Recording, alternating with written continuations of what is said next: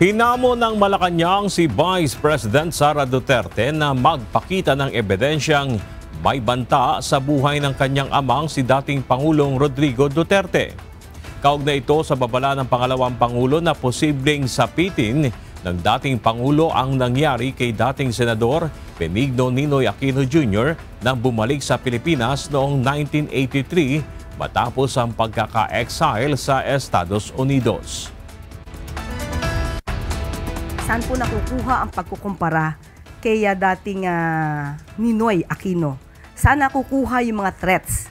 As a matter of fact, hanggang ngayon, yung sinasabing threats kay VP Sara, hindi pa rin po na ipapakita sa NBI at saka sa PNP.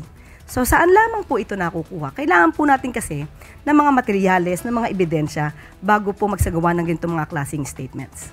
Wala pong katotohanan yan.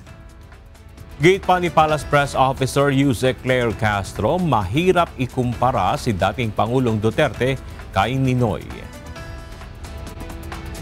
So napakalayo pong ipakumpara ang sarili o ikumpara ang dating Pangulong Duterte kay Ninoy Aquino na hindi nagkaroon ng anumang record ng mass murder or crimes against humanity.